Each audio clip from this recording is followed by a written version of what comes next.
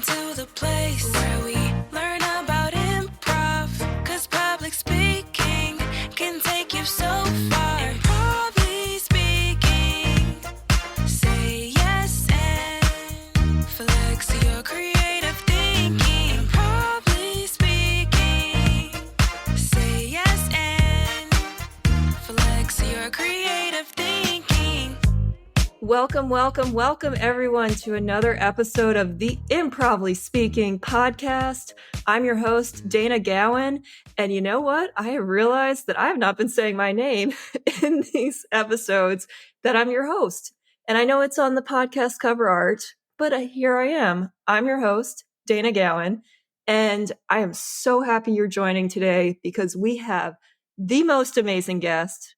Okay, we have always the most amazing guest on, but this guest is super cool and special, and I can't wait to dive into all the things, and we've got a lot to talk about today.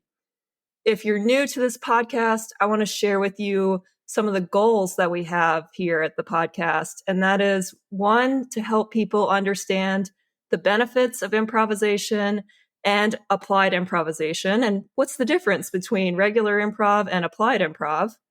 Two, to demonstrate how improv shows up in all aspects of our lives. And you might not think it does, but guess what? You took a different street or turned a different way when you drove today. You improvised, baby. And it shows up everywhere. And we're here to talk about that. And three, we're here to inspire people to try new things, get out of their heads, and find creative outlets and passions that can help them throughout their lives. So those are the goals of this podcast and of today's episode, and I think we will hit those goals and much more. So let me tell you about our amazing guest. Our guest is BJ Lange. BJ Lange is based in Los Angeles and grew up in St. Louis, Missouri when he was younger. He is a medically retired U.S. Air Force Reserve medic and two-time testicular cancer survivor. He is a service-connected disabled veteran, yet continues to be an ambassador and mentor in the Air Force Wounded Warrior Program, also known as AFW2, where he serves as the comedy coach, teaching applied improv as part of AFW2's Wellness and Resiliency program. That is so cool. I can't wait to talk about that. BJ has been seen on MTV, Jimmy Kimmel Live, and Comedy Central. Recently, he played a paramedic on General Hospital and The Rookie. He is an instructor at the Improv Trick, 321 Acting Studios, and the Second City, where he leads the Improv for Veterans program. He is an alumnus of IO West, formerly Improv Olympic West, for all those longtime improvisers out there that know it as Improv Olympic West, UCB Los Angeles, and a graduate of the Second City Hollywood Conservatory long-form program, and many musical improv programs, which I just took musical improv. I love it. He also studied at the Groundlings Theater. He is an avid testes cancer, veterans, and arts advocate, which is huge. BJ serves on the SAG-AFTRA Los Angeles Local Military Committee, is a board member for the Testicular Cancer Awareness Foundation, and is a leadership fellow for veterans in media and entertainment. When BJ's not yes-anding and doing all of those other things, his passions include serving his cat son, I love that term, cat son, by the way, who is named Halen, riding motorcycles, flying airplanes, barbecuing, and volunteering. Oh my God, we're in for a wild treat here. Buckle up, everyone. Please welcome the incredibly inspiring and talented BJ Lange. Hello, Dana Gowan. Ladies and gentlemen, I am talking today to Dana Gowan. I am so excited. And if she won't say her name, I'm going to say it because these type of podcasts are so important. Thank you for having me here, Dana. Oh, thank you, BJ. I know you're catching me on an episode where I'm finally saying my name, so thank you for helping me do that. Yeah. My job is to make my partner look good. So hopefully I help you to look good in this episode.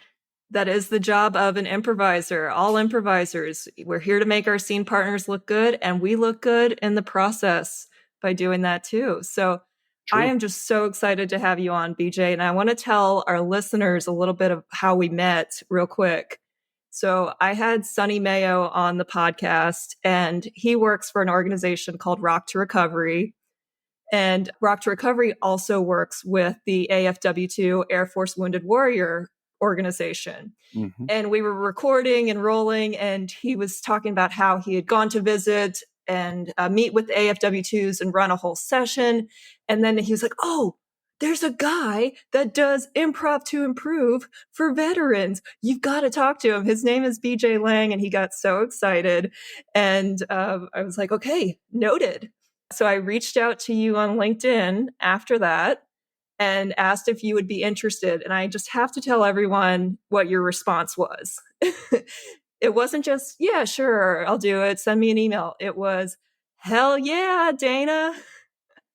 And lots of A's. Hell yeah, Dana. Yeah.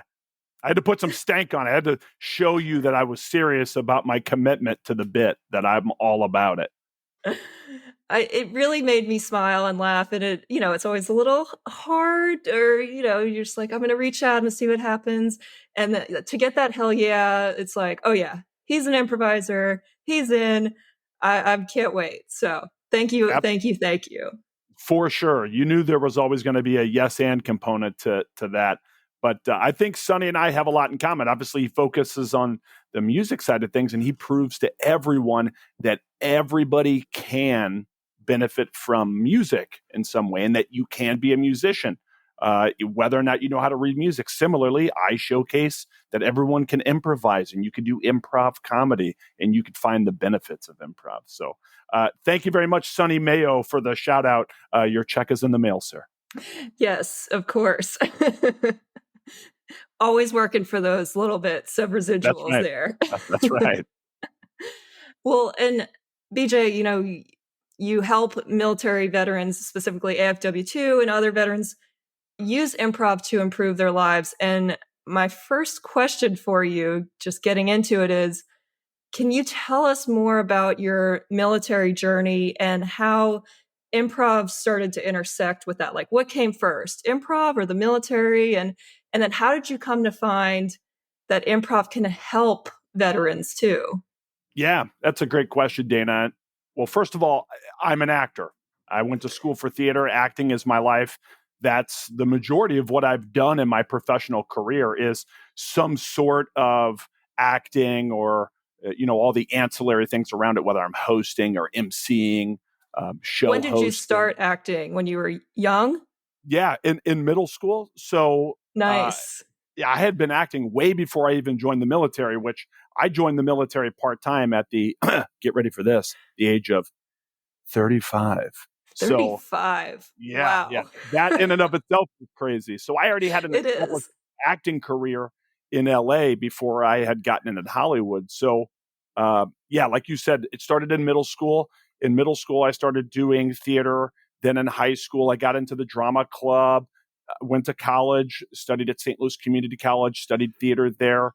And then while I was working in radio in St. Louis, I began taking classes at the Improv Trick, which was owned and started by a guy named Bill Cott, who is an old Second City alum in the early 90s. He was there in the touring company through the late 90s with Amy Poehler and Tina Fey, Steve Carell. They all toured together. And then I took classes over at COCA in St. Louis, which was the Center of Contemporary Arts. And so I completed that program, and then I moved out to LA in 2009. And then that's really where I dug into like what you would consider to be like the big schools of improv. So I did IO West in 2010, the Second City Hollywood Conservatory in 2013. And then I started at that point at UCB as well. I completed UCB LA in 2016. So it took me a while because I left for the military there, and then followed the beginning of my path at the Groundlings around that same time as well. So Man, you were very busy. Had lots of plates spinning, both in scenes, improv scenes, and in your life. That was kind of the thing about the military. So, I knew that I always wanted to serve. So I have a full-time acting career. I moved out to LA. I wanted to pursue this full-time. And being in Hollywood, I kept looking over my shoulder, wishing that I could serve somehow. So I enlisted in the Air Force Reserve, and I did that later in life. So then while I was on military orders in 2016, I was diagnosed with testicular cancer. Hence, as you were saying earlier, I'm a 2-time testicular cancer survivor. So for all the listeners out there, it is safe to say I'm half as nuts as I used to be. Always got the jokes in there. That's right. So following my surgery and the chemotherapy, I was enrolled in AFW2. And then in 2018, the then sports psychologist who ran the wellness and resiliency program said, BJ, I see you teach at Second City. Would you be interested in teaching improv here as one of our healing arts? And I went, are you kidding me? You're going to pay me government, on a government contract to teach improv, which I already love, number one. I love the benefits of improv. It's a program that meant so much to me, Air Force Wounded Warrior, and what it did for me personally, and the connections that I made out of it. So yeah, of course, like I would love to do that. So I came on as the comedy coach, focusing on Applied Improv in 2018. Sounds like you said another hell yeah. And plenty of A's to that when you got asked that question. Well, and so I've got to ask, you're doing the acting thing, but you still want to serve. And the military is very regimented, very formal, very different from acting. Sure. How do you bridge that gap where there's a lot of rules, lots of processes, procedures, and then improv and acting is more like free flow? What drew you to that, still wanting to be a part of the military? Well, improv had become such an important part of my life. I always knew I wanted to get into comedy, number one. Although sometimes I yell at myself because I'm like, you're an actor, so you don't just do comedy. But it is my heart. It is my soul. It is my forte. I think it's the reason why I'm here. And of course, I want to challenge myself in other ways and do other sort of acting projects. But the benefits of improv really started to showcase themselves to me. And when I joined forces with Air Force Wounded Warrior and became the comedy coach, I think that set me, it further solidified a path that I always knew existed, but I hadn't really seen it yet. So I just kept chugging down that road. Now, going back to why did I enlist in the first place? Because I always knew I wanted to serve. And how was that balancing an acting life and the military? I became a medic, and I fell in love with being a medic. I think one of the benefits of being a medic is exactly what you do in a scene, and that's to help people. So I think that's the heart of every true improviser. You want to serve the scene. You want to serve your brothers and sisters in the military, when you're in the service. So I wanted to serve my community. So I was doing that as a medic in some way. And obviously there's some healing component in my mind with improv and the arts and theater in general, and that of what I do as a aerospace medical technician, as an Air Force medic.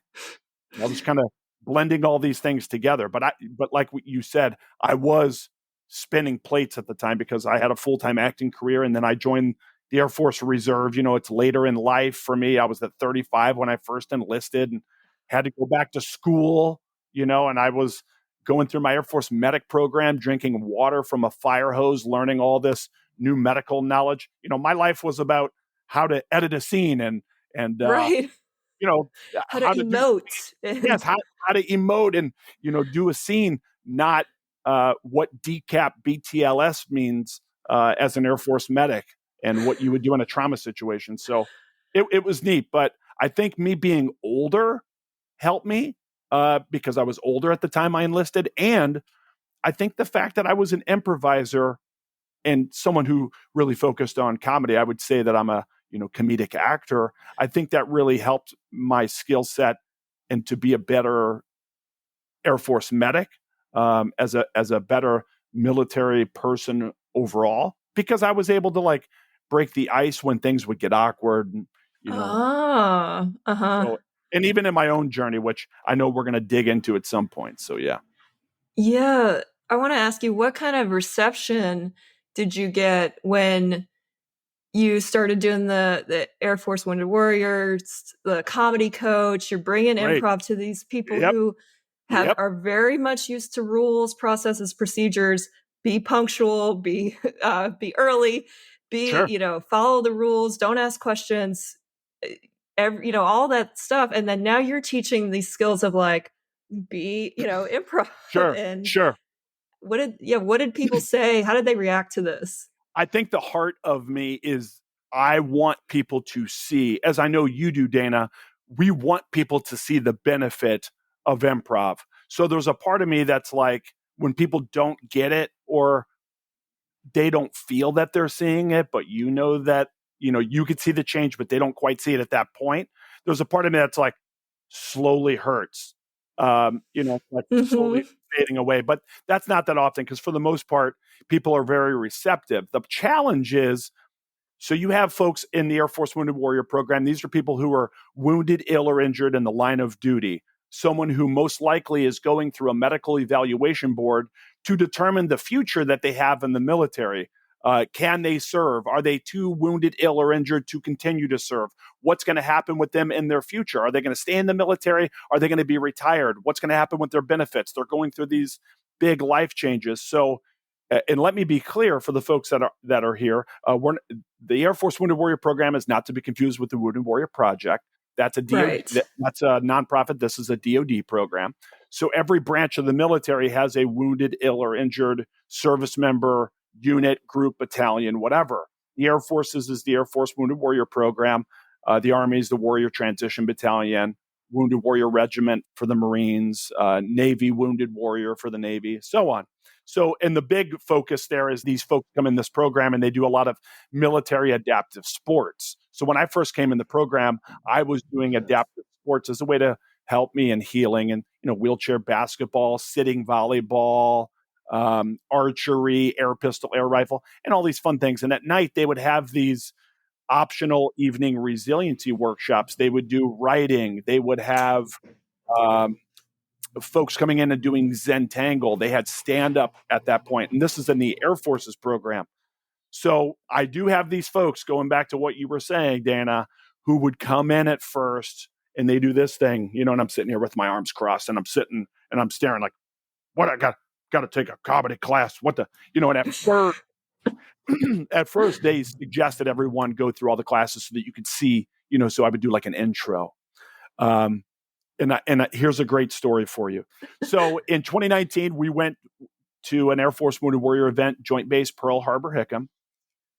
And there was a gentleman in the class who came with his wife at night. And again, these are optional evening classes. And I'm very clear that I'm teaching applied improv. Now, of course, there's some, connection to like, whose line is it anyway? And the Second City and, right. That's what people are most familiar with. Yes. So there's some connection there, of course. And we can dig into that here in a second. But this guy sat in the class and I could tell that he wasn't happy at first. Like he was kind of dragged there by his wife, his wife got up and she was, doing these exercises, playing games with people, laughing. And then they came back the next night. And I could see that he would sit up a little bit more in his chair. He never got up that first night. But the second night, he kind of leaned in a little bit, and he, and I would incorporate him. Hey, can I get a suggestion of a blank? If we were playing a simple game to kind of get them going down that track and whatever, incorporate him as best I can. But cut to the end of the week, he was up and engaging, and he might not have been doing giant scenes or anything like that, but he was doing his thing. And his wife came up to me afterwards, and she's bawling at the end of the week, and she said, "I want you to know this is the first time since his accident that he has laughed." And so, and not just him laugh, but they laughed together and they were enjoying in a moment together and playing together. And so that kind of response happens every once in a while. But at first I think people don't see quite the benefit until I dig into it. And that's why I spend, 10 to 15 minutes when we first get in there. Hey, everybody just drink your water. Let's just chat it up for a second. We're going to talk about what improv is, what applied improv is, where have you seen improv comedy? What are we going to do to, these exercises? And then how do we bring it back to how we can help us in our healing, or to help us to find resiliency through things? And what are some of the benefits of play? Certainly play. Yeah. That story is amazing. I had tears. My tears were welling up. I'm like, oh, did I try to hide that I'm I don't mean to ruin your makeup, Dana, but I will. If anybody gets the opportunity, this is a personal favor. Go and watch my 40th birthday roast on YouTube. A wounded warrior that I did not know was going to showed up to my party. And again, these are a bunch of comedians who were up there roasting me. This was a comedy event mostly. And she showed up. I met her at the same event in Pearl Harbor. My friend Kita, she is an Air Force medic as well. She tried to kill herself. And she came in the event, and she got connected with improv, and she fell in love with it. I think she had said that she'd done some improv like back in high school and stuff, but she started to see it in a different way because, I really focus on what I call touchstoning. And okay, hey, we do this exercise. What does this exercise have to do with your recovery? What's the takeaway from this that you can use? And she came to my 40th birthday roast, a little while later, showed up in Hollywood, came to the American Legion in Hollywood, got up, stopped, talked to our roast master, squeezed herself into the agenda that I didn't know was going to happen. And she stopped the comedy show and said, I just want to talk to you for a minute about what this man has done. And dude, you think you were crying. I was a bubbling mess. I'm an actor. Oh my God. Yeah. She got up there and she talked about how improv, what it meant for her, and, just to be there. So yeah, that meant a lot to me too. So yes, to finalize your question, you do get those people who might not see the benefit at first. Oftentimes people will come back to another Air Force Wounded Warrior event, and then maybe they'll dabble at night, and hopefully there'll be some connection for them. Or I have regulars that come and see what it's all about, and they stay all night. Now my contract says I teach 1 hour at night. I mean, in addition to what I teach during the day. But if we have fun and you're enjoying it and you're connecting to the point, listen, I don't got to get up that early. So I will stay here all night. And oftentimes, more often than not, we will stay till 10, 11. In Hawaii, we were there till midnight every night. 7.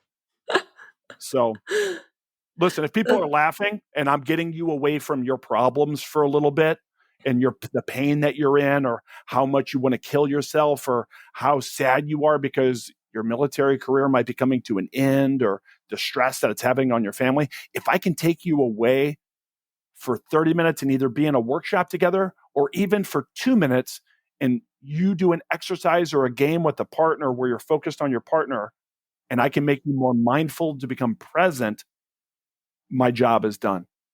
Bravo. I mean, just saluting you, applauding you. I mean, that's beautiful. And I will put that link to your roast, your birthday roast, in the show notes for everyone to watch, because that is just so beautiful. And I love the term touchstones, how you use touchstones to kind of relate to their life. Can you talk more about that, and also talk about maybe some specific exercises? You kind of mentioned it before, but what are some specific exercises you do with these veterans here? Great question. Well, when I think of touchstoning, what I mean is at the end of an exercise, at the end of a theory discussion, at the end of eventually, because we eventually build up to play what some people would consider to be a traditional game, a short form game. We pause and we break down what's happening, and we touchstone back to the important takeaway that, or what Viola Spolin would consider to be the point of concentration. There is no right or wrong in, improv is improvised. There's no right or wrong. So the question is, are you picking up on the point of concentration that I'm trying to convey, that this exercise might be able to help you learn? And then there's byproducts of studying, performing, learning improv in and of itself, improv comedy or just improvisational theater. So can I touchstone back some of those things? Ultimately, my contract says I will do life skills and resiliency training through applied improv. Well, what does that mean? That means I'm going to do listening, problem solving, thinking outside the box, getting comfortable with the uncomfortable, what we call strengthening the uncertain tolerance. And those life skills, we're going to strengthen those. So hopefully someone says, oh, BJ, you do, because I often prompt them with, why do you think I had you do that? Because I want to see what their takeaway is. Ah. And they'll say, it's about less hesitation, just moving forward with and accepting without hesitating, without overthinking, right? Making a strong choice. Now, of course, and this is a deeper discussion into like curriculum building and, just teaching in general, but I have to get them comfortable first. I have to get them in a safe environment where they feel they can make big choices with people. Either maybe they just got there the night before and they don't know any of these people and they're other military people. And, and then you have normal societal issues of, I'm a man, I have to act this way, or I'm a mother, so I don't act, I don't do silly stuff, or I'm a military officer and I can't, so you have all of these things. And truthfully, one of my personal big flowers that just hopefully exudes from my chest when I show this stuff and when they start to see it is we remember how to be big kids again.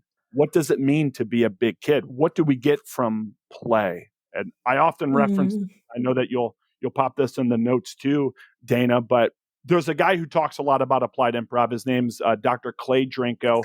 Clay is awesome. Do you know him? I know the blog that you mentioned, Play Your Way Sane. Yeah. He's so great. So read his blog or look at his Psychology Today articles, and you can see a lot of the application for applied improv or just in general, like what improv can do for you and how it strengthens things. And that's it. I mean, what do we get from playing? I mean, you're taking it down to the whole basic element of having fun together and collaborating and team building and, it's all of that stuff. So when people come to these events you have, and it's hard to believe you do all of this in an hour, but I teach these too to other people, in the working world. And I'm always blown away by I get in my head sometimes going, we only have time for 3 to 4 exercises. Like, I wish we could do more. And then you do them and actually that's good. That's plenty sometimes for people too. I don't need to overwhelm them. But you have these people who come with all kinds of different abilities and disabilities and brain injuries, trauma, a limb missing. How do you bridge that gap and give space for all abilities in your sessions? Yes. Accessibility is important. Obviously, overall, just in life, certainly I'm an advocate for theater accessibility and improv accessibility. I do have folks who come, wounded warriors who are blind. And as you said, they have everything from visible to invisible injuries, military sexual trauma, PTSD, loss of a limb, loss of, eyesight. So how do you adapt and still be able to build a group and folks to learn together through these exercises? And I wanted, and I'll answer that here in a second, but I wanted to make sure that people know that I don't do all of this in 1 hour. It's that's kind very true. Yeah. Sure. Yeah. It's over time, right? Yeah. Yes, exactly. It's over time. So when I come to an Air Force Wounded Warrior event, it's typically about every 5 to 7 weeks, we do an Air Force Wounded Warrior Care event. And that's like an intro event for folks who are either there to do adaptive sports, or they might be coming to do the ambassador program, or what we call empowerment and transition. So folks that are going to be getting medically retired, but they need to do an advanced TAPS class, transition assistance program. It's like that, we have our own internal one for Air Force Wounded Warriors. So folks can learn how to get jobs, and, it's focused more towards wounded warriors. So they can come to do that. They can also come to our designated track for wellness and resiliency, what we call the WAR program. So all day, instead of coming to do adaptive sports, you could hey, next time you come, Dana, come and do the WAR program. So you sign up and you fly out to this, they put you on orders and you fly out, and all day you're either doing Zentangle, or you're doing rock to recovery, or you do improv, so they bounce it around. It's about a 5-day event, and I teach daily for the wellness and resiliency folks. So that track has me about 1.5 hours times 4 days. Okay.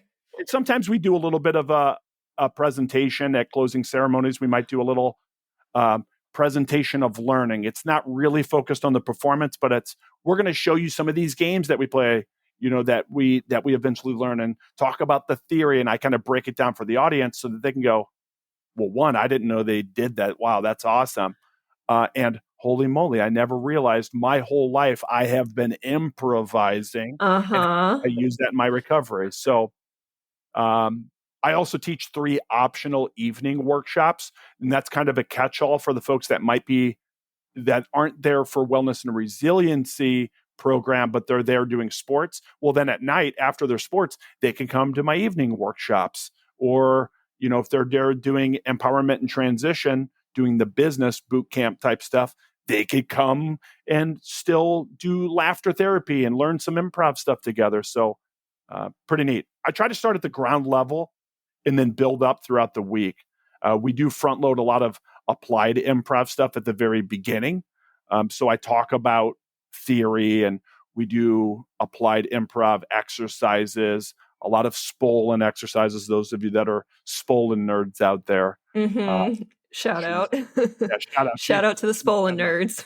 I wish you could see I have a bookshelf over here just full of books of, improv, and I love it. So, and when we were talking before we hit the record button, you mentioned that you have a traumatic brain injury, and then you've also gone through chemo, unfortunately, with your cancer diagnoses twice, and that can certainly affect your thinking capacity and ability to react in improv scenes and in life. So speaking personally from your injury, and also you see it in others as they come, like, what is it like to do these exercises with a brain injury, but you're also able to do them and see you can still get it done? Does that make sense?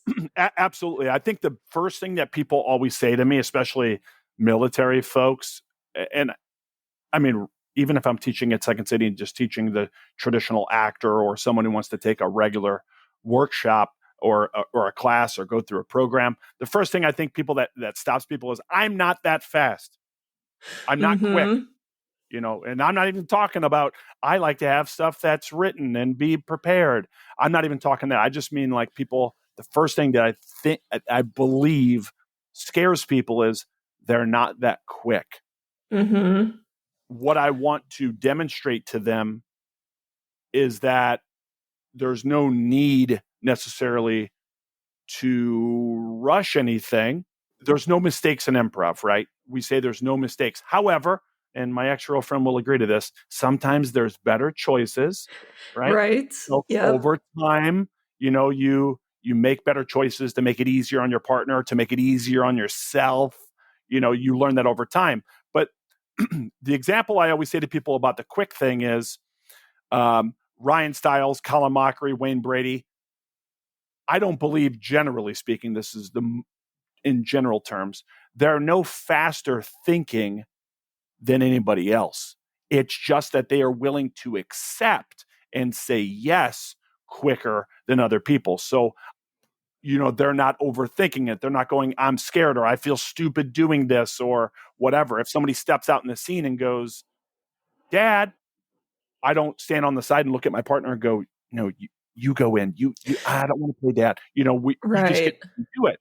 So they're willing to accept without hesitation. And that's where I want to get people to be, that they're just willing to step in there and do it and have fun together and play, which will make it seem that they are faster. Now, I did have a traumatic brain injury my last 2 months while I was on orders. I got a mild traumatic brain injury. I fell off a 10-foot pull-up bar, inverted upside down, fractured my left wrist and 2 middle fingers, Oh impacted my left side God. of my head. I went to the hospital. That was all following my cancer Oh surgery and God. chemotherapy. So it was a crazy time. But I do have folks that are in the class who often have TBIs from explosions or IEDs, whatever, and there's no rush. Giving me something is better than nothing, although giving me nothing is a choice. So give me something, right? So take your time. Eventually, we will learn this. Listen, when you first got on your bicycle, you weren't speeding and jumping off ramps, most likely, unless you No. were me and my little No brother. ramps ever jumped on a bicycle. Wow, we're gonna have to set one up for you, Dana. Oh no.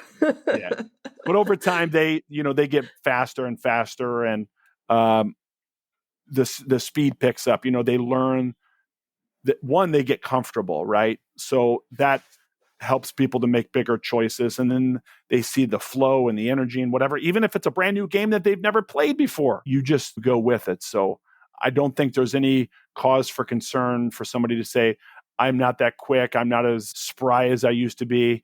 I've taught on behalf of other programs that have outreach programs. I don't just teach for Air Force Wounded Warrior. Obviously, I teach at Second City, and I do workshops outside of here and for VME and comedy sports. So there are many other avenues where I do this, and I hear a lot of the same things. It's just a matter of the application versus applied improv or performance-based improv, where we put the focus. Yeah, I love that on just it's not so much they're quicker thinkers or fast thinkers. They just don't have the inner critic in their head going, "Why'd you do that? That's stupid. Don't do that. Don't step out. Why would you step Yeah. out? What?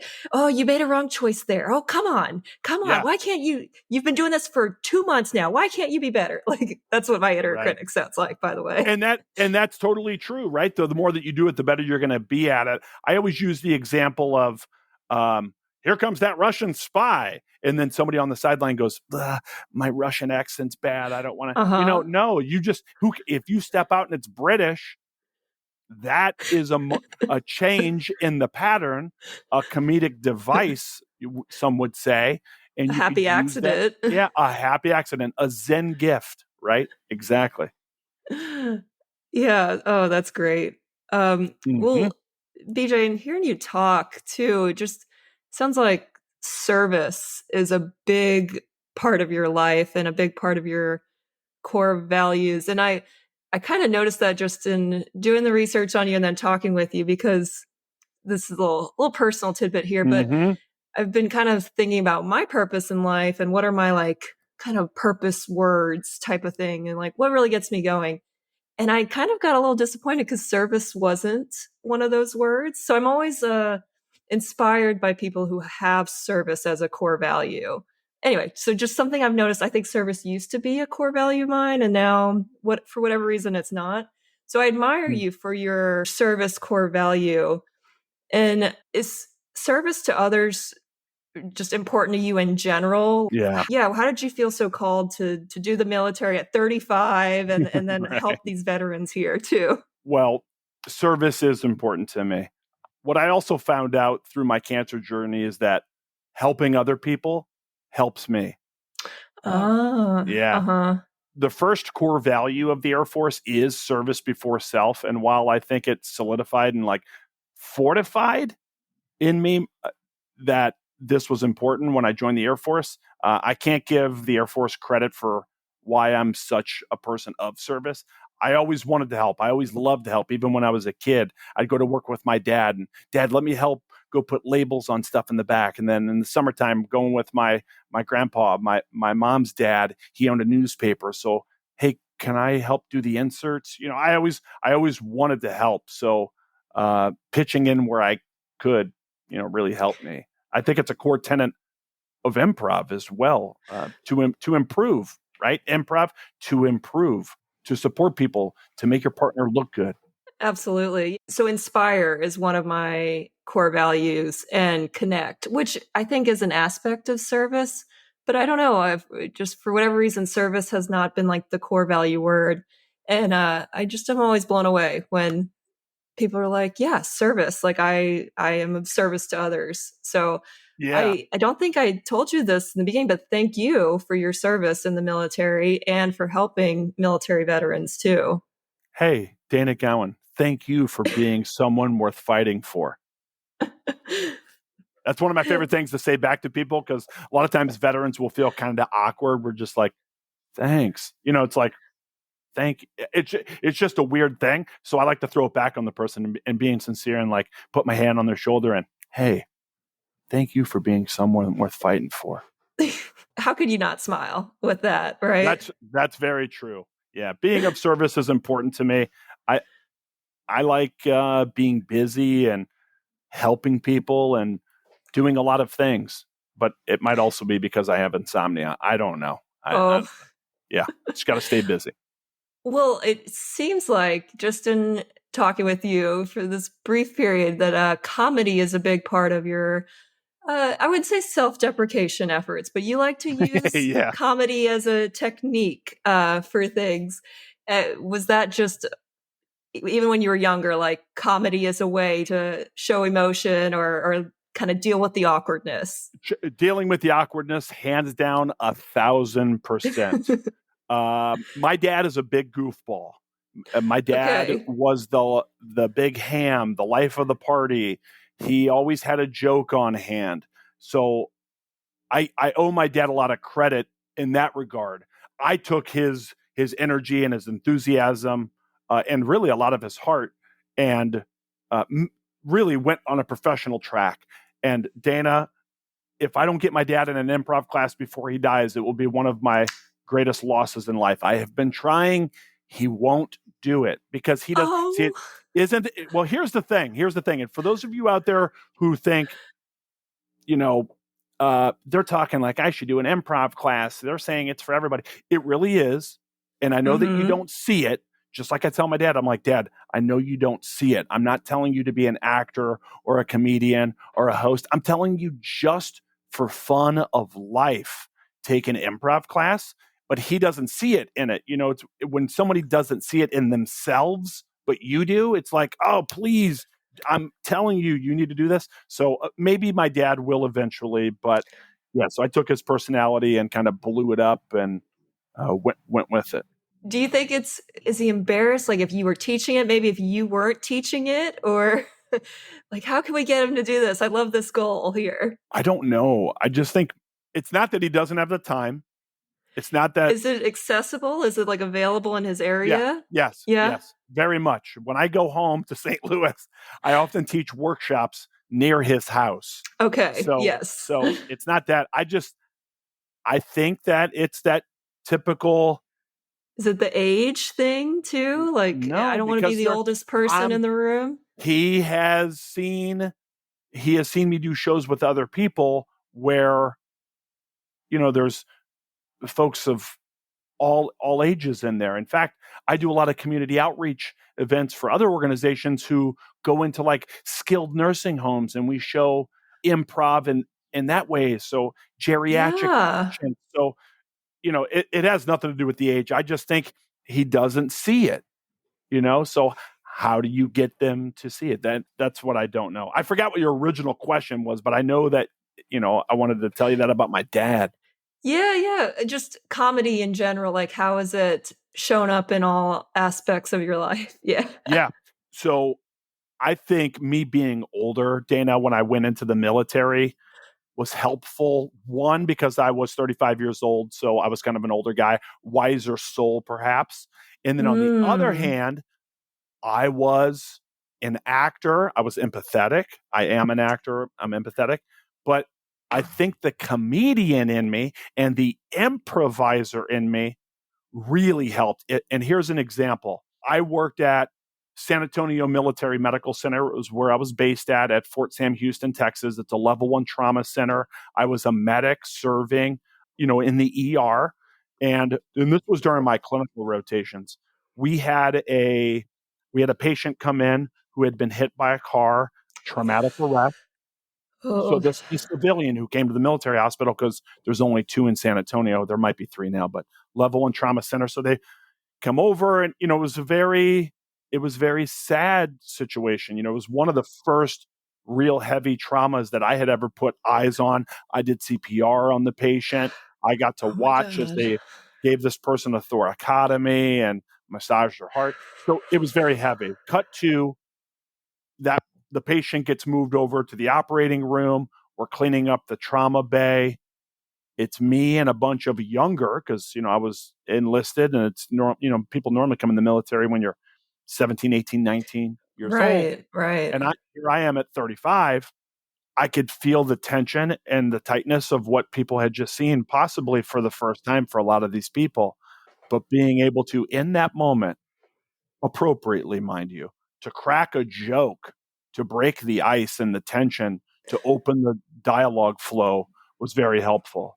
My brother Chad is very good at that too. He can crack a joke when things are like uncomfortable. Again, I don't mean when it's inappropriate, even though, to Yeah. be honest You with feel you, the moment. yeah, Yeah. yeah, that does happen quite a bit. And I will say, for veterans in general, first responders, like that dark sense of humor, which it did grow on me a lot. I had a lot more dark sense of humor than I had before I joined the military. I don't Okay. always use it, but I definitely have access to that, which is good because I think it strengthened another side of me.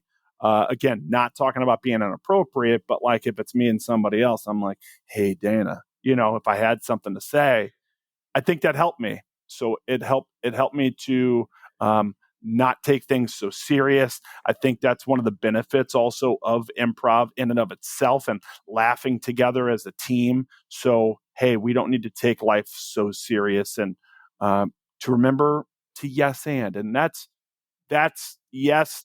I want people to play and have fun at workshops. Like that's kind of like my personal goal, but really it's targeting the yes and to accept Mhm. and move forward. So, hey, instead of saying to yourself, I got this injury or this wound or this illness, instead of saying, why is this happening to me? Ask yourself, why is this happening for me? And that's the takeaway that goes into like a Zen gift or a happy accident. Listen, had I not gotten cancer, had I not joined the Air Force, I may have died. Let's just be honest, because the Air Force took care of my medical stuff. But then I got enrolled in Air Oh. Force Warrior, and getting enrolled in that program as a warrior then opened the door for me to teach, which is my real passion. That's where I'm going to be able to serve best. Where I can give back in a way that I know can help people, and I truly believe it. So I'm happy, hopefully making them happy, and making the best of a situation. Like you said, when life takes one of your lemons, you make jokes. Well, you said Right? that on your IMDb page. That's my Uh, ultimate yes and. which I do like that term, because we hear yes and a lot. And I know I hear from some people who are like, oh, yes and I don't like that term. I don't like to use it. I don't like to throw it out there. But it really is accept and move forward. Yes and gets tossed out a bunch, and sometimes we misinterpret it. It is accept and move forward. And I love that follow up of, not why is this happening to me? Why is this happening for me? What's the bigger picture here? How can I grow from this? Yep. You look. Can you see my camera here? Tell the listeners. Can you see right above my door? I see it. It says yes and. It's a Uh, European license plate. It says yes nice. and yes. So that's what I try to show people. And as if you haven't read Dave Rosowski's book yet, Submersive's Guide to Improvisation, Did it just come out it did. Yeah, recently? yeah. Yeah. It's not I just saw he a post about it, so it's been on my mind too. right, and hopefully somebody's probably already talked about this as your previous guests, some experienced improvisers.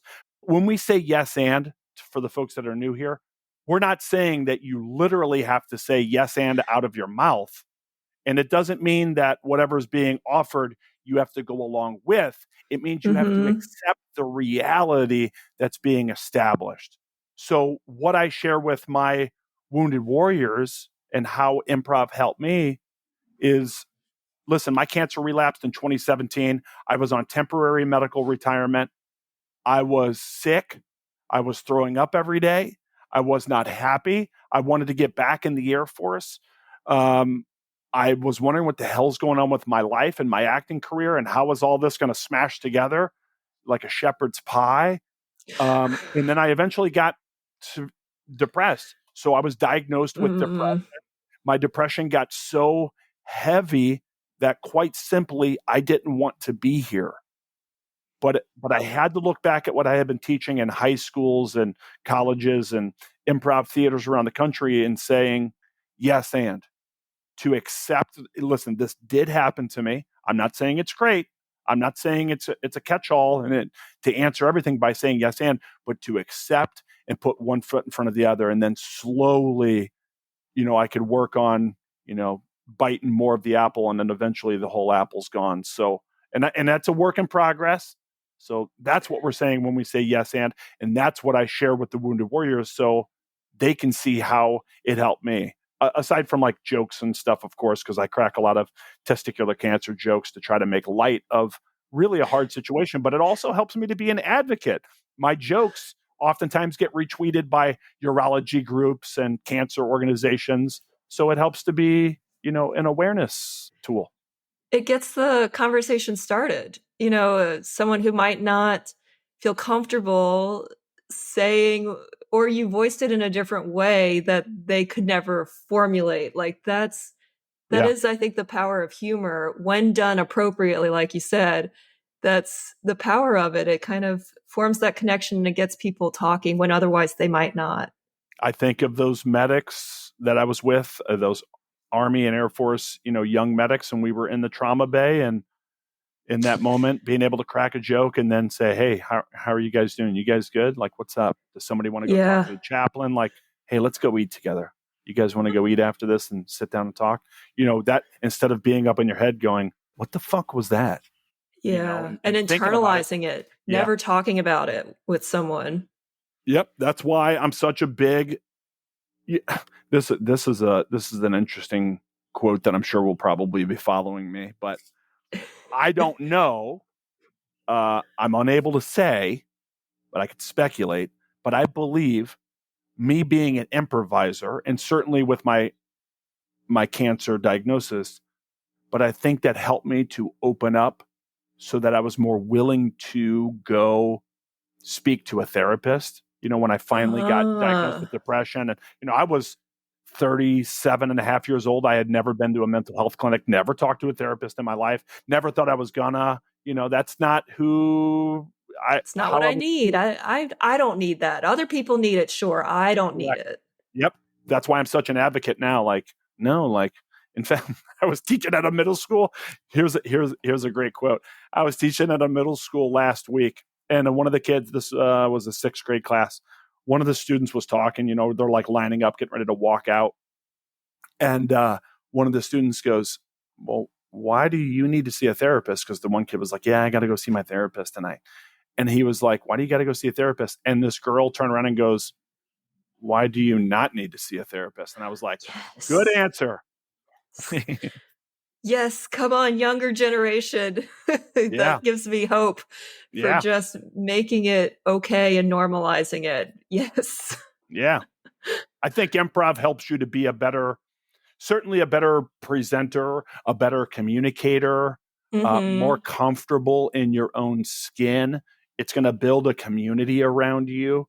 And as it's just like the military, not all units are the same. So you might need to find a different instructor. You might need to find a different school. There's different theory out there and what they focus on. So you got to find the right spot. And there are some that are malicious. I'm going to be honest with you. So you have to find the right ones that connect with you, that gives you what you're looking for, whether you're trying to focus on your acting, or you trying to get into comedy and you want to use improv to help you with sketch comedy, or are you just looking for a fun community and you want to do applied stuff? Check out the Applied Improv Network and see if some of those things work for you.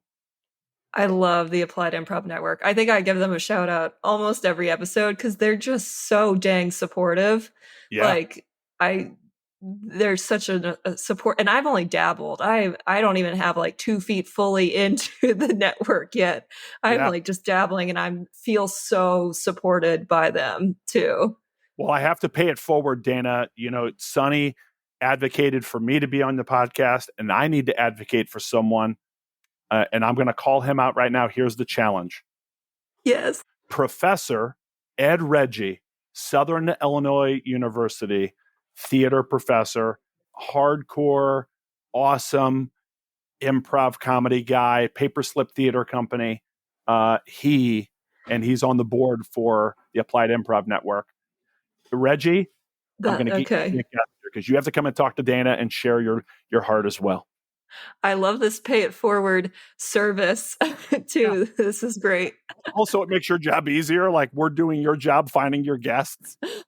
But it's also so cool. Like, yes, like, yeah, hell yeah. Like, let's talk to all the applied improv nerds out there and make it not such a nerdy thing. Make it more of a well-known household thing too. You know, I think there are some people who do come to, especially like in the Air Force Wounded Warrior program, there are some warriors who will come, or caregivers, because I always work with the caregivers too, who will come and they can be kind of nerdy, especially after a while, because I get kind of heady or whatever. Mm-hmm. But I always say, well, think about theater in general. Okay, that could be kind of nerdy to people. Okay, think about the arts in general. What's the relationship between if you wanted to paint and you were a fine artist, or you wanted to use that for some sort of catharsis or therapeutic experience, versus you getting up and playing, a game, or we did some sort of an exercise together, some Spolin exercise. There's a connection there. So it might be nerdy, but really, I'm just trying to highlight these benefits. That's it. That's it. I'm not trying to be nerdy. I'm not trying to be, we're theater over here. Well, and I love it because, so I have such a different background from you. Like, I did not do theater. I did sports and only sports, and I would not touch the arts because I was not good at it. The sports I took to very quickly, and I was quote unquote good at it. And so it was easy and natural for me. And therefore, arts, music, drawing, painting, singing, musical theater in general, drama did not come naturally. So therefore, I was not good at it. I did not do it. And so for me to be able to step into this new form of art and passion and creative outlet for me in my 30s, mind you, that's huge for me, that everyone can do it. Like you're talking about for your dad, it is for everyone, but we have to see it within ourselves that like we can try it. We don't have to be good at it. We can just try it and see what we get out of it without having any other ambitions or expectations from it. Oof. Well, you said it right there. The word try. So what do you get when you challenge yourself and you try? For some people, it could be a little bit easier.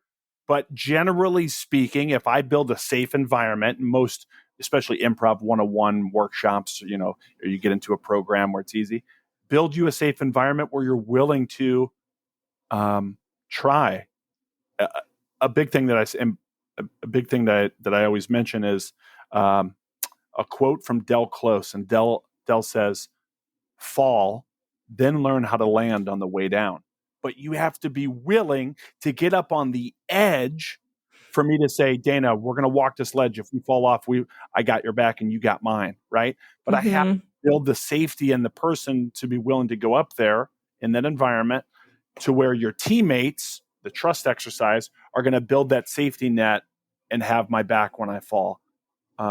So that's a great one. You mentioned sports too, Dana, and I was trying to search for it real quick, but there was an article probably 2 months ago that came out. If I find it, I'll have you put it in the show notes. Yeah, please. And it was a university or maybe a school of medicine that there was a research study done between improvisational theater, and sports. So, and there was like the connection. So yeah, I mean, come on. There's absolutely a connection there. I don't think that was one of Dr. Drinko's articles, but I'll try and share it. Actually, I think it was Michigan. I'll let you know. Oh, man. Yeah. BJ, I want to take a quick break. I want to give your brain a quick break because it is firing on all cylinders and it is just flowing. And I don't want it to rest. I just want to give it a quick break and then come back because I've got a a few questions for you just about your job and public speaking and stuff too. Yeah. So I want to get a little bit more into that. So we'll be right back. All right. And we are back talking with the one and only, truly one and only BJ Lange. And I'm just loving this conversation and nerding out about improv, but also hopefully making it accessible for everyone to enjoy and check out on their own too. Yes. I want to kind of jump into your younger years, doing a little research about you before this interview. It said that you used to work in radio and landed a role as a stunt boy on the nationally syndicated Steve and DC radio network, which ultimately got you arrested for some stunts. So I need to hear more about this. What were the stunts that you were doing that got you arrested? Sure. Well, I was the stunt boy, so I was the guy that would go out on the street and do all the weird things that the jocks wanted me to do. And this nationally syndicated show often would come up with the wildest things for me to do. For instance, I dressed as a woman and went to the gynecologist just to see how far I could make it. Oh my God. Oh my God. One huge thing that got me in a lot of trouble at first. Well, I guess technically it got me in trouble the whole time. In August of 2002. So I went to school I was studying theater, but I also had a radio production class. So I interned for this morning radio program to be the stunt boy, and they would send me out to do these things. So I didn't really have control over what it was because they would just see how far I would go. And they also didn't want me to set stuff up. So in August of 2002, the prank was we're going to send, my nickname then was Honky. We're going to send Honky back to school. And they would have listeners call in all around the country where we were syndicated with dumb questions that they wanted me to go in and ask a history professor.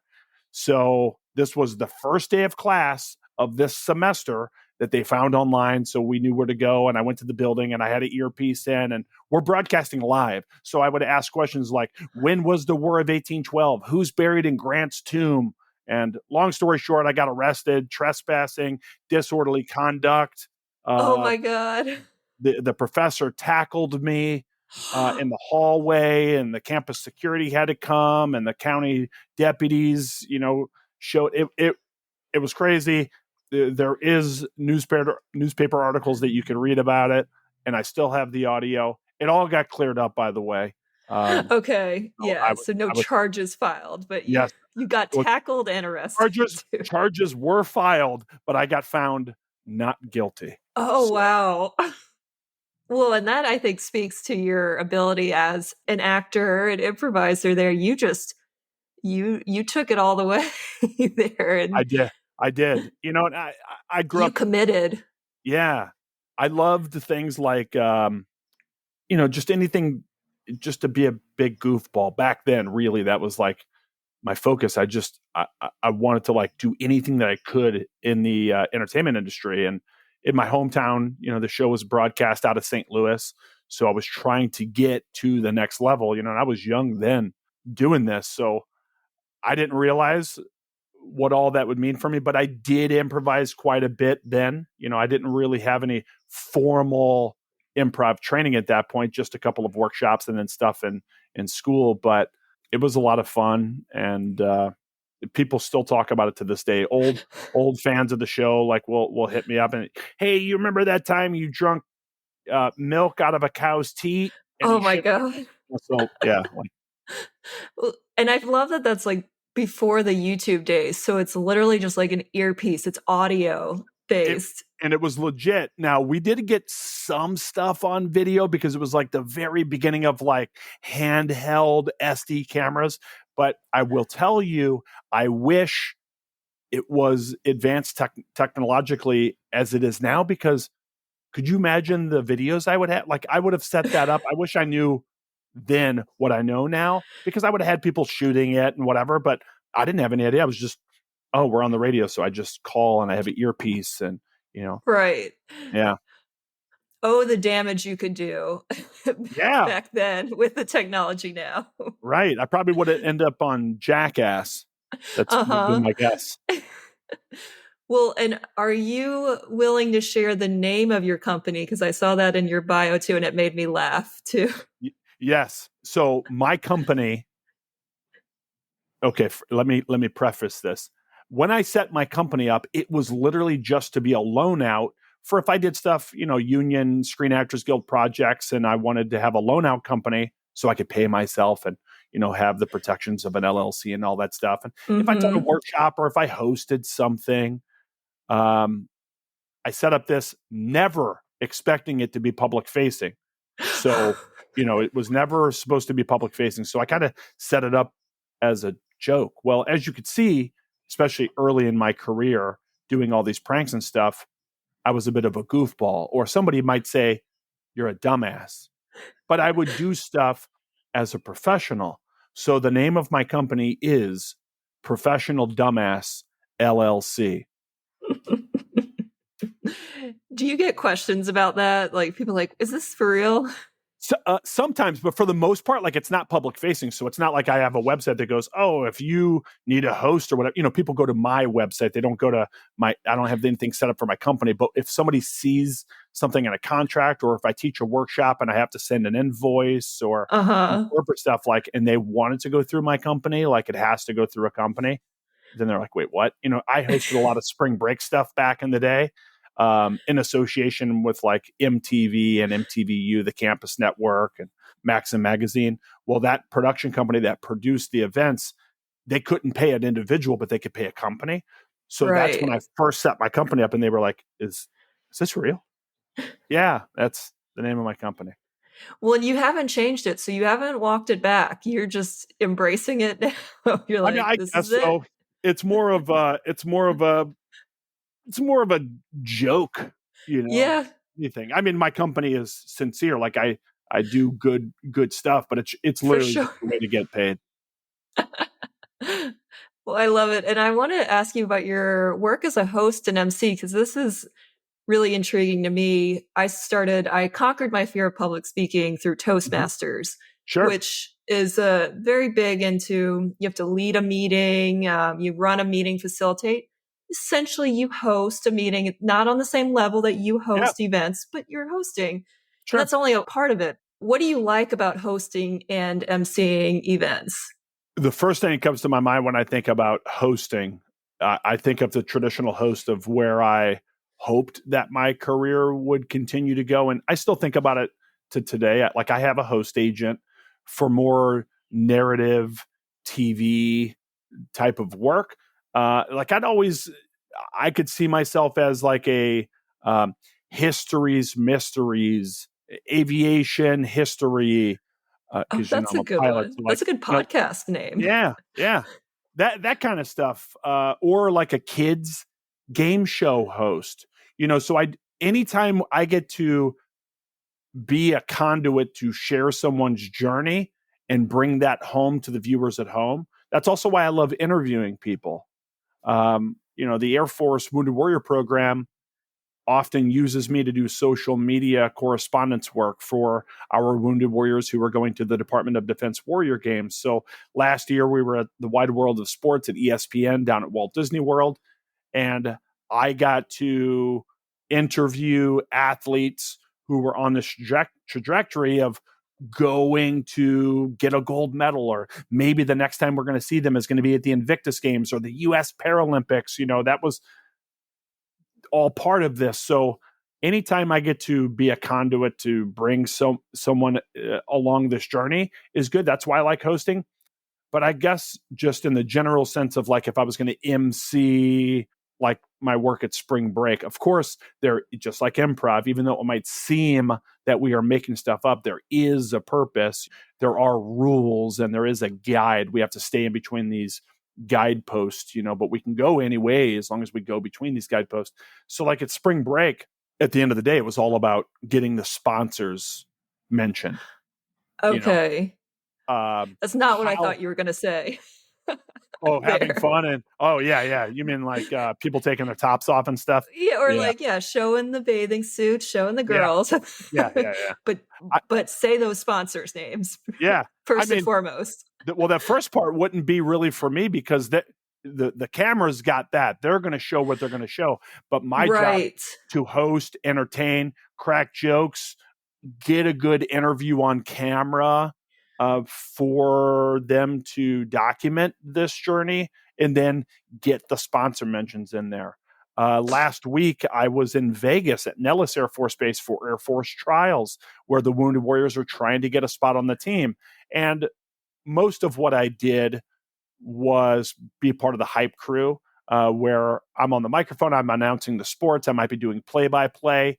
But in between the games, I would throw out fun facts for the crowd, that I picked up along the way, so they understand, oh, that's why this, because sometimes people are sitting in the crowd and they don't know, how does wheelchair basketball work?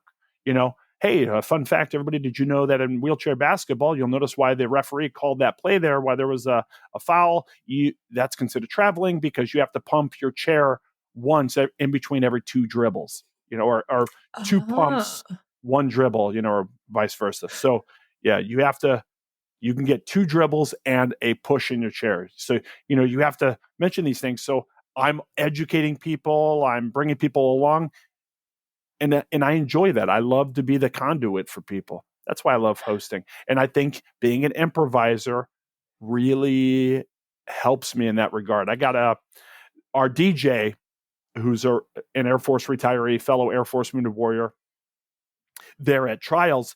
He goes, BJ, I just want you to know you're so good at making stuff up on the spot. And maybe because I have a lot of experience and I'm comfortable just filling the void, because they're like doing this to me. They're like, stretch it out. We're delayed. Yeah. Stall. Yeah, exactly. Stall. I just did that about 4 days ago. I flew home to Missouri. The woman that was producing these veteran events for VetSet Basics, Jessica Ambule, amazing human being. Jessica, I saw her in the back and she was like doing this, like, and that reminds me of my radio days, like stall. And I went, okay, cool. Well, I already got, now this comes from my experience too, but I pulled an improv game out of my hat. And I said, hey, everybody, we got 5 minutes we're going to kill, and I'm going to give away some prizes because I knew we had prizes. So let's play a game. I'm going to call out some, on-set terms, and then you guys call them out. We basically did Thunderdome, if you've ever played Thunderdome. Oh, yes. Nice. Love that game. So, and that's what we did. So I just stalled it. Bringing the journey home, hosting, being the conduit. That's it. Well, so how do you handle a crowd? And maybe all of the crowds you have are good. They're excited. They're into it. Have you ever had a crowd that just wasn't into it and wasn't getting hyped, even though you were part of the hype crew? Sure. Well, I think the first thing you learn in improv is just you commit to it. Unless someone else can edit the scene, and or make it better to improve it, to add to it. If we don't have that luxury, for instance, if you're at a live event where like what's already happening, is there something that I can do to change a little bit? Can I add a musical element? Can I ask our DJ, hey, hit this hype track so that I can run up and down and we'll do the wave. I'll get them to do the wave and maybe add that energy. But just like doing a show where sometimes, you won't be hitting it and you're in your head going, this sucks. I could see it on people's faces. Focus on your partner, focus there. I focus on the team that I'm working with, and I pretend it's just us, and we're doing the best that we can. I'm not saying ignore the audience. Of course, like I have to be aware of those cues that like the audience isn't really engaging. It's what can I do to edit here? Or what can I do to make this better? Just being aware of it. How to do that? That's case by case basis. It's the $1 million question sometimes, how to make it better. But I like that not getting in your head, because when I was very nervous doing my public speaking training and getting into Toastmasters and just learning to conquer this fear of public speaking, I would be so in my head, and I would see someone get on their phone while I was talking and be like, oh my God, they hate it. They hate it. They hate me. Like they think I'm dumb. They think it's stupid. And it would just go to the worst. And really, like they might just be checking the time, or they're getting a call. Like it isn't about me is the thing. Yep, you're exactly right. And this makes me think of UCB. You know, they always focus on the game and the Yeah. unusual thing, right? Well, if you noticed that someone's looking at their phone and other people notice that they're doing it, I would use that to my benefit.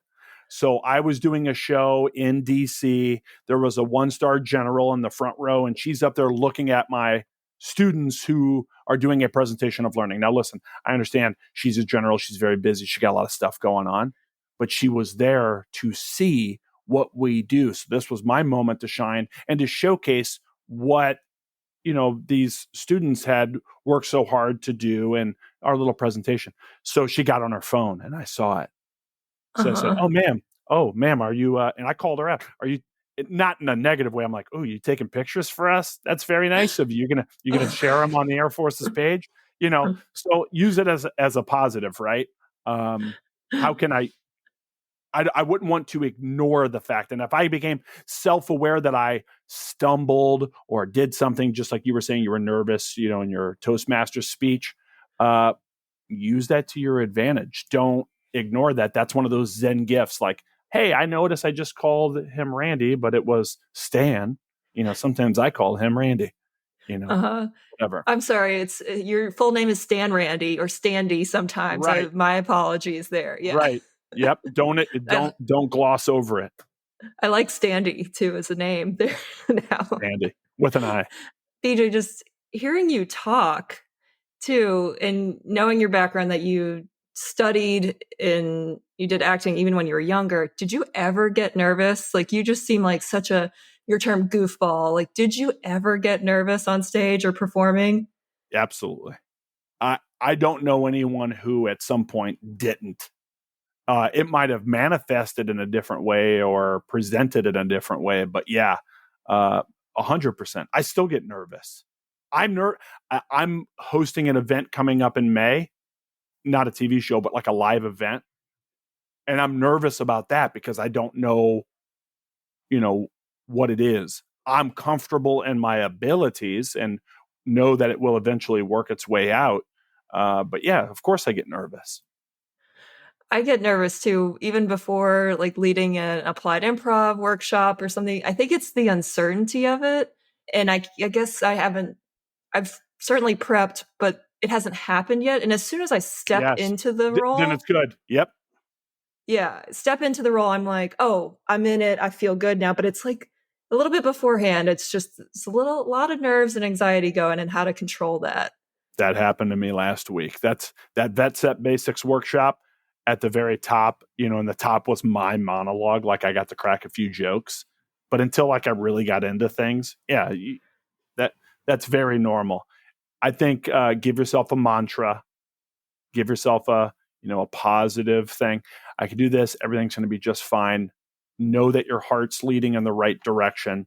You're not trying to be malicious. You're trying to help people and have a good time. So lead with that. For sure. That I think will be really helpful. And I'm still trying to find the right routine that works for me. But essentially what I've noticed is the nerves are always going to be there. They don't ever go away, like you said. But then once you can like step into it and trust your abilities and know that your abilities will work for you, it's all going to work out. Yeah, exactly. Have faith in yourself. And that's why preparation is important, to some degree.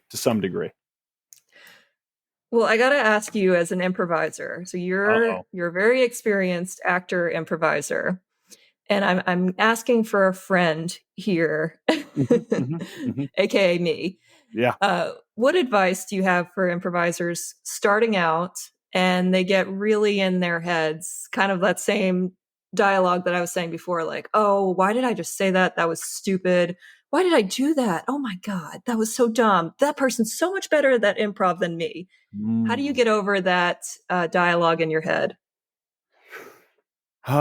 Well, basically, how do you conquer the imposter monster, that inner critic? I think and I just did a monologue about this last summer. at the Geffen Playhouse, we had a veterans monologue writing and performance workshop. I work as a teaching artist at the Geffen Playhouse in Los Angeles. And one of the things I talked about in my monologue was the constant imposter syndrome. And I think that speaks to every artist. And I think art's just everywhere. You're always trying to be better than you were before. You're always trying to get to the next level. So that adds to some degree to your imposter syndrome. But I guess I would say if you were in your head, I would look at it from the outside.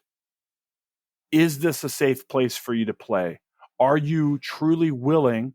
Have you told yourself, I can do this? And did you give yourself creative permission to do the things that you want to do? Are you being kind and patient to yourself? Because a lot of times people say, oh yeah, we say yes to the other person. Yeah, well, did you say yes to yourself? Or are you going to go up in your head and say, no, doo-doo head, you sound stupid right here. And I get that. Trust me, I do it all the time. But you got to give yourself the permission. I love that. Say yes to yourself. Give yourself permission to be a goofball, to make mistakes, to have fun, to play. We're so serious these days, and we don't want to look like we don't want to look stupid. We don't want to look like goofballs, but actually, you have fun when you're a goofball. Absolutely. And especially if this is an improv workshop and you're in your head, remember the rules of improv that they probably talked about in day one. Remember that there are no mistakes. It's literally impossible to make a mistake. And if things change in the pattern, that is a comedic device. You could use that later. There's no such thing as a mistake. If you wanted to be somebody who wanted everything to be perfect and go down that path, well, then you would have had written material and you'd rehearse it. And that, my friends, is stand-up comedy or something like that. Or acting or acting. Yeah. Right. And that's okay. You get what you get with improv too. It's all made up.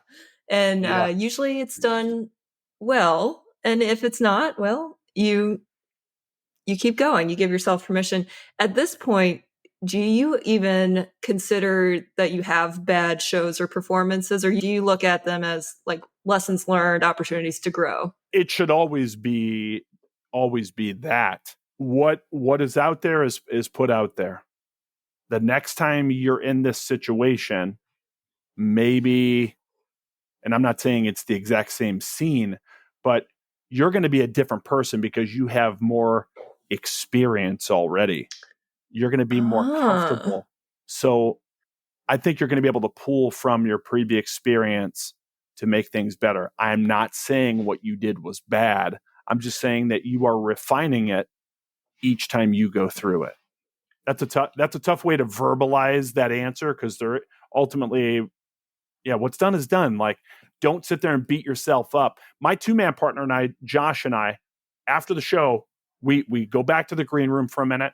We try to remember the scenes that we did. Did we follow our form together that we normally try to do together?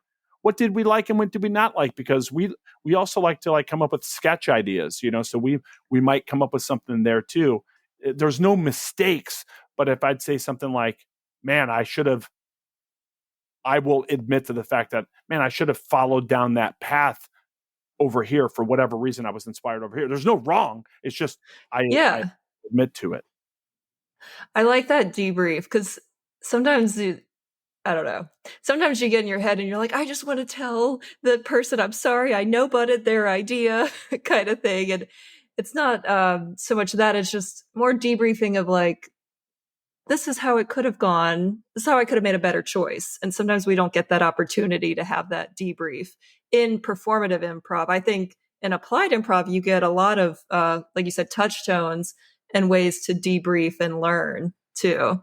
That takeaway goes back to on the applied side, Viola Spolin, and was the point of concentration effectively targeted and received? Did they get the point of concentration? There is no right or wrong. I like There that are no term too, mistakes. point of concentration. Thank you, Viola, for that. Hell yeah, Viola Spolin. BJ, any last tips? I know you teach so many people about improv and applied improv. You teach all walks of life, improv in some sort. Any advice for people, any tips to share, or any plugs in a sense of like why you should do improv or try it for our non-improviser friends here? I really think, as I'm pretty sure I've said at least one time here, improv is fun. Improv, I think, it's a superpower. Improv can just help you in so many different ways that you may not have even intended. And again, it's not for people who are going to be into the arts and the performing arts. It's whether you're an introvert or an extrovert or whatever, everybody can benefit from improv. And again, you might have to shop around to find the right fit, the right group. Is it a small theater that teaches it here and there, or is it a competitive improv group? And is that really the track you want to go down as a long form improv theater program? So there's a lot of different options out there. For the vets that are out there, do look at the Armed Services Arts Partnership, asap.org. We'll put that in the show notes too. Yes. That's awesome. Free improv, sketch, stand-up classes. Great group. I served on the Artist Council for them for a long time. If you're in the DC area or Hampton Roads, Virginia area, you can go in person or you can take classes online. It's a great outlet right there. Oh, that's fantastic. I like those tips. And I can relate. I feel like being in the LA scene, it is a little more competitive and you can get caught up in the like, I didn't make a team, or I'm doing this to be on a team, to get on stage. And at the core of it, the lessons you learn and the takeaways you have, the essential skills you get from improv is what's most important, at least to me. Sure. And that's from the applied side. Absolutely. Now, for the actor in me, yes, I love improv because it's theater. I get to play characters. Certainly as a comedian, improv really talks to me, so I can focus on improv comedy. But if you're a beginning actor or even an experienced actor and you haven't taken any improv classes, but you want to get into commercial work, you need to be taking improv like yesterday. And I don't mean take one class and you're out the door. I mean, go through a program, because when that casting director says, hey, actually, no copy for this one. Let's have you and you do this. And you're going to have to come up with this and be comfortable and make it positive, relationship based, perhaps, so there's some takeaway there too for our actor friends who are using improv. How do you see? I'm interested to hear. Put your comments below. What did you think about improv? Like, how has improv benefited you as an actor? How has it benefited you as a human being? Absolutely. Yeah, I love it. Always that host MC. Put your comments below. Let us know. Reach out to us. Hit that like button and subscribe. Yes. Okay. Now, your LinkedIn bio says you're a cat dad and constant follower of dreams. Yeah. Which you have other things listed on your LinkedIn bio. 2-time cancer survivor, veteran. You do a lot. Yeah. But the cat dad and constant follower of dreams definitely stood out to me as well. How would you say you constantly follow your dreams? Well, as an actor or as an artist, the hustle is to find the next gig. Finding work, well, that is your job. And then when you book the job or when you're doing the job, well, then that's your vacation. So to all the actors out there and to anyone that's really, truly following your dreams, in this case, acting, it's a long game. So you have to really remember that it's a long game. I know people come out to Hollywood and they go, oh, I've been out here 2 months and I have been on 5 auditions and I haven't booked that. It's a long game. You're in it forever. You have to remember what you love about it. And I apply that to anything. What is it that you love about being a painter? What is it that I know you want to start your own company, and you might not have a million clients at first, but why are you doing it? You have to remember that why.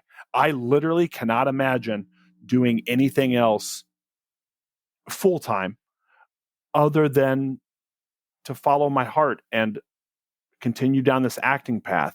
Does that mean I'm going to host a TV show? Does that mean I'm going to do more soap operas? What does that mean? I don't know, but acting is all I care about at the end of the day. I truly cannot imagine anything else. It would be soul crushing. I did the military because it was something I always wanted to do, and I didn't want to die without giving it a go. And I'm so glad, that I did do it, because I would have been regretting the fact that I didn't try it.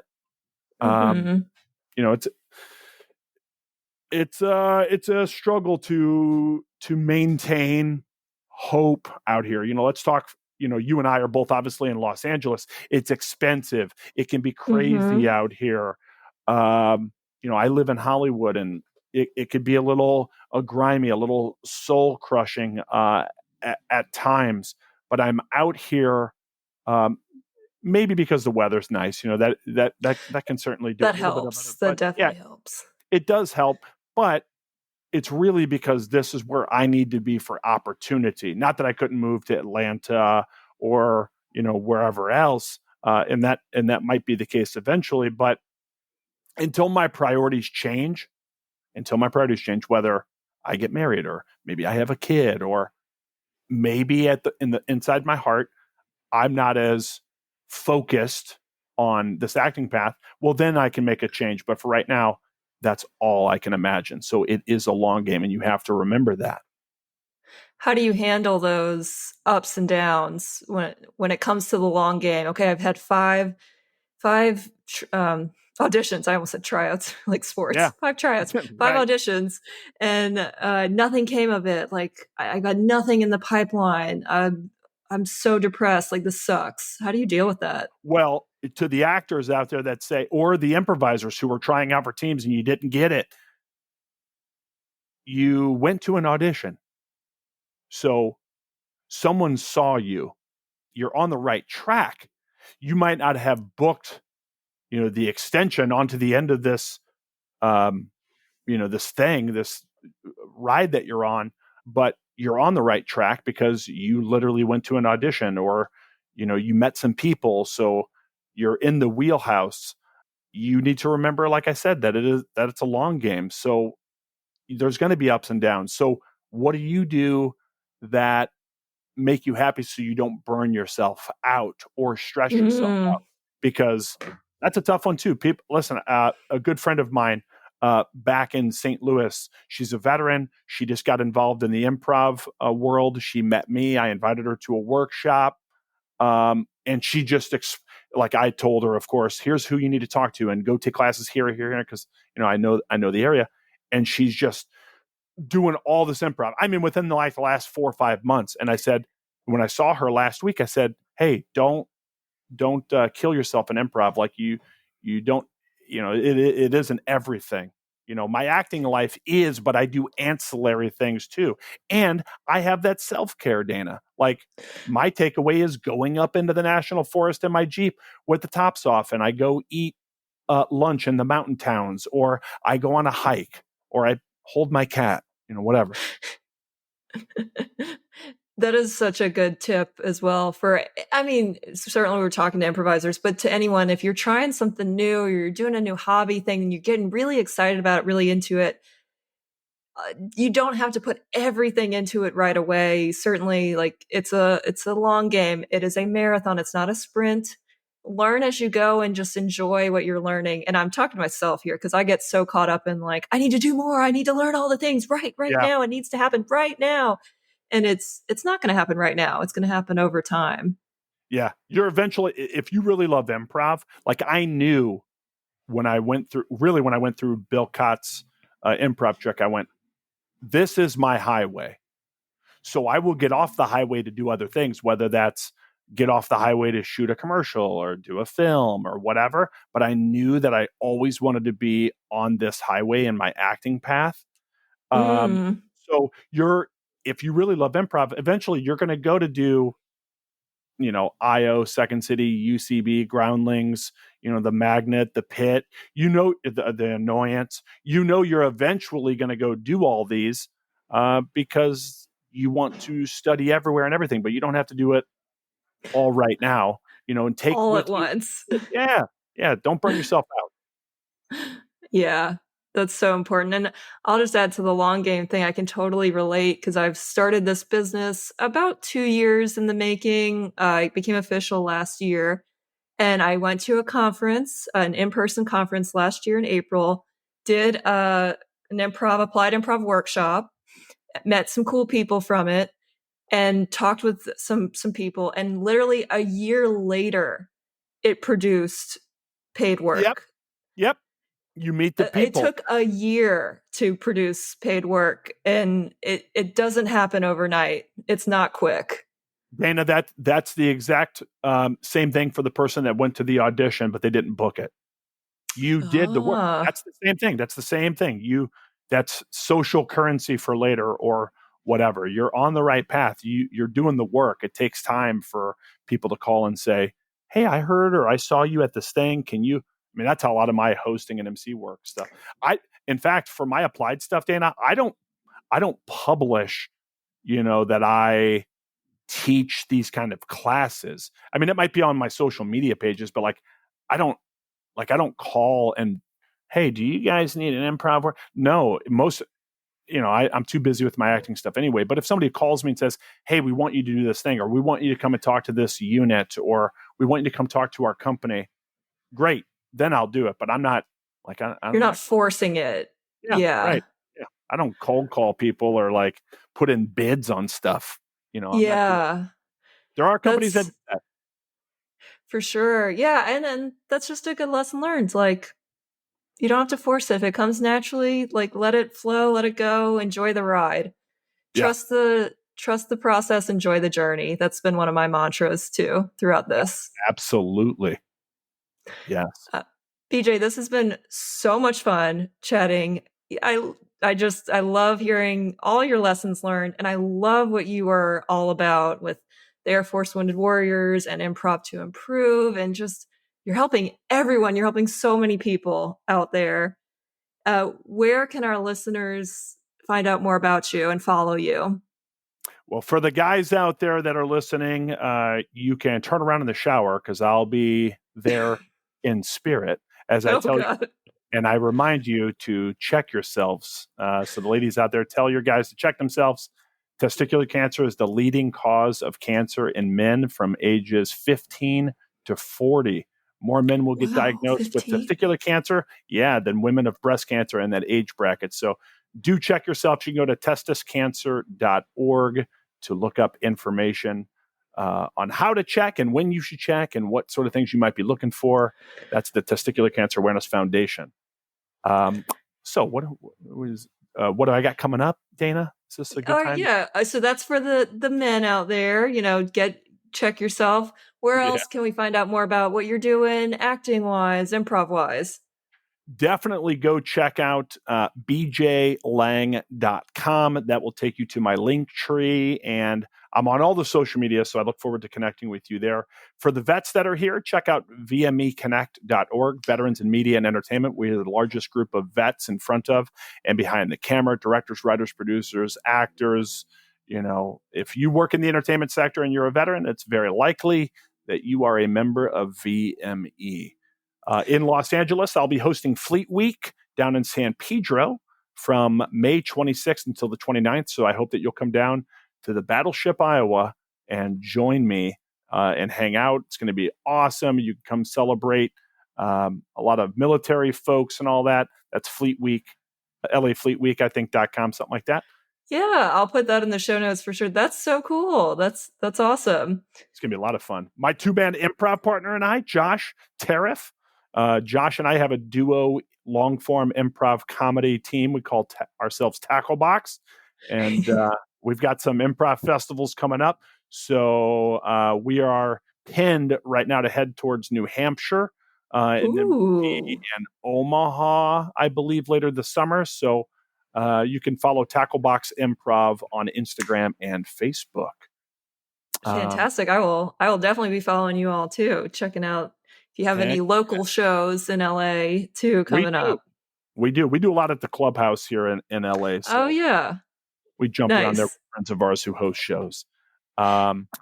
Air Force Wounded Warriors, those of you that are enrolled in the Air Force Wounded Warrior program, or if you know an airman or a Space Force Guardian who would like to be enrolled in the program, you go to woundedwarrior.af.mil, and you could also see when the upcoming CARE events are. I believe, I don't know when you're going to post this one, Dana, but in May, I'll be in San Antonio for the Southwest Regional CARE event. And then later this summer, the upcoming Department of Defense Warrior Games Challenge will be happening. And I'm not locked in yet, but I'm pretty sure that I'll be there doing social media stuff for the Air Force. So you can check that out. And if you get enrolled in the Air Force Wounded Warrior program, well, then you're going to see me teaching improv. This summer, secretly, this is just new information.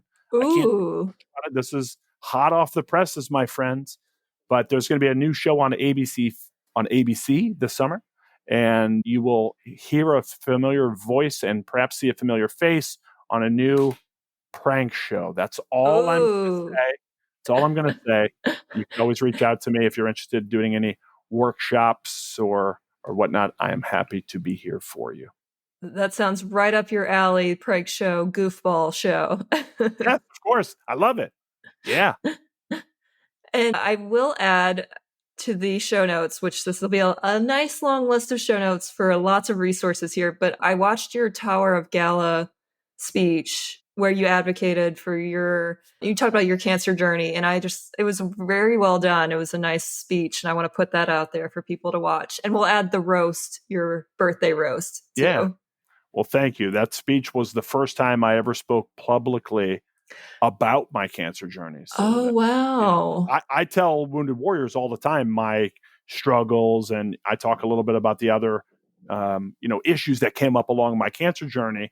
But here I talk publicly, for 7 minutes to the Tower Cancer Research Foundation and their gala about it. And that night I helped to raise over $1 million for cancer research. So that was pretty cool. Amazing. And it was a really well done speech. You added in some jokes there, as you would, as expected. Had to. But it was really well done. I was blown away by it. So thanks for sharing your story, because that is important too.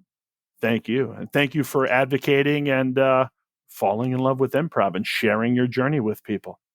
Yeah. And I have to ask, I know your cat dad, you got Halen behind you. So thanks to Halen for joining us today as well for this episode and really giving lots of input, aka sleeping. Yeah, he's definitely sleeping right now. Let's see if I get him to. Hey, buddy. Oh, you don't have to wake up. There you go. You want to go night-night? You sleeping? Meow. Yeah. I don't know if you heard, but he did meow. Yeah. I saw him. He was like, meow. Yeah, leave me alone. You crazy man. He's back to sleep. That cat's my best friend, Dana. Oh, that's so sweet. Well, BJ, thanks for saying hell yeah to this episode. It has been so much fun. I've had a blast learning from you. I hope our paths cross. We're close by, so I hope we can meet in person at some point. I hope to take a workshop from you at some point too, or a class. That would be great. Anytime. And yes, I'm over by you all the time. I think you're on the west side, so I'm over there all the time. So here's your final nugget about BJ Lange. Because I fell in love with being an Air Force medic and I wanted to keep my chops up and my license, I still teach as a clinical instructor for the David Geffen School of Medicine Center for Pre-Hospital Care. So I do that every few days a month. Like, it's just a super, per diem, but it's great. So I'm over there all the time on the west side. Yeah, you are, I want to say jack of all trades, but a BJ of all trades here.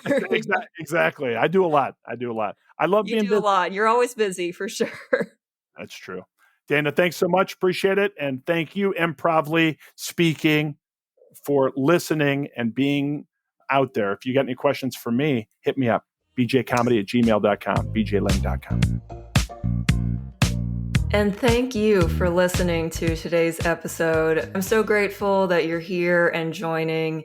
And I just have to tell you, I love, love, love, love BJ's energy and enthusiasm. I mean, his energy is just contagious. It's so much fun. You can just tell he's so much fun to be around. I love what he's doing to support the Air Force Wounded Warriors. Seriously, that's such amazing work. I can just imagine that his workshops that he does for those events are just so helpful for the people who join. And there's so many takeaways and lessons learned from them. I'm also so impressed that BJ joined the Air Force at the age of 35. I just had an episode come out a little while ago about me turning 35. And to be honest, I can't.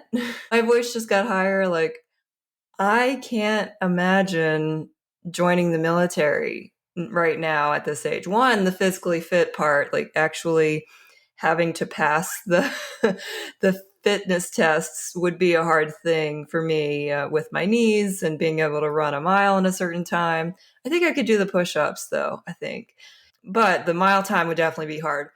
But anyway, just one, being physically fit enough to pass the tests and join the military at 35, but also being disciplined enough and mentally fit enough to join and wanting to take on that task and all that, the discipline and the rules and the processes and procedures. It's really admirable that he did that. And I can tell that service is a big core value for him. And I can see how he would do really well with the military, being that service is a core value. And I don't know if I said that in the episode, but I am so appreciative of his service. And again, I'm so appreciative of his service in the military and also so impressed by it as well. I also love that BJ calls himself a big goofball. You can definitely tell that by just listening to him and seeing how much fun he has. And of course, he had some fun doing some stunts for the radio show when he was younger and stuff. But you can just tell by listening to him, like, he just has fun everywhere he goes. And I bet he makes everything fun, whatever he does. And, BJ has had a lot of serious and hard things happen to him. He is a 2-time testicular cancer survivor. I mean, just going through that alone. Plus, he talked about a little bit of his military journey and just how he had to decide and think about his journey with getting the cancer diagnosis and stuff. It's hard. And he's had a lot of hard things thrown at him. But to keep that positivity and that just amazing energy that he has, even through all those hardships, I'm even more impressed by that and inspired by it too, because we all have hard things thrown at us. And I'm not saying to have this Pollyanna view of optimism and positivity, but you can just tell when someone is just so positive and enthusiastic and excited about life. And BJ is that. He is excited about life, probably because he had so many scary moments. And you can just tell he's so grateful for life. And I just want to be around that more.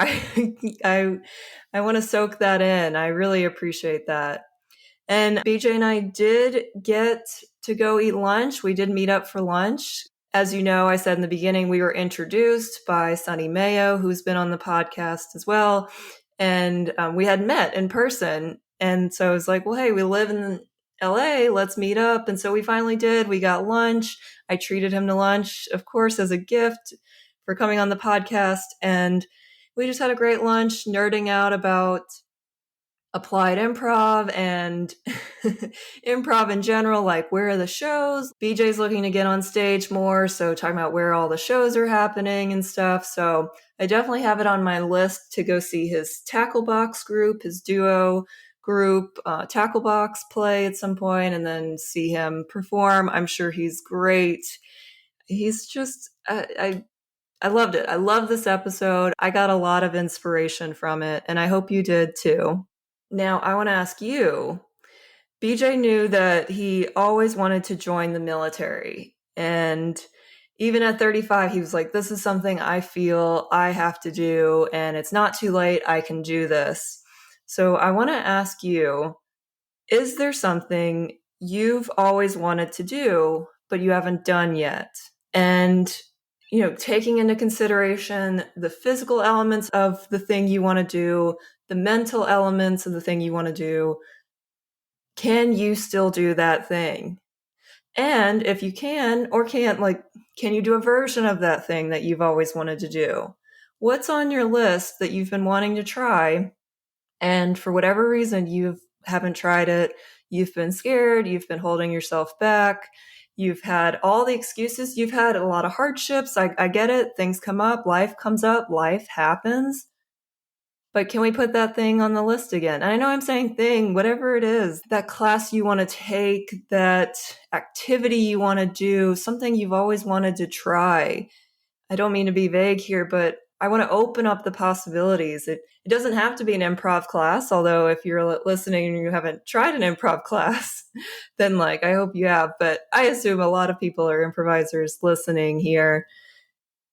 But it could be anything. What is it on the list that you could try, that you could do?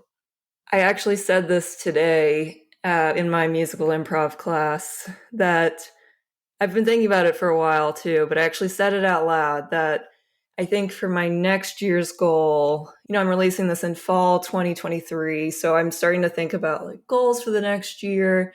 And I think I really want to take a dance class. I love musical improv, and there's some improvised dancing elements to it, but I'd love to take a class where I have to learn choreo and do a little routine, and I don't know, just kind of work on some movement moves, some dance moves, get into my body a little bit more.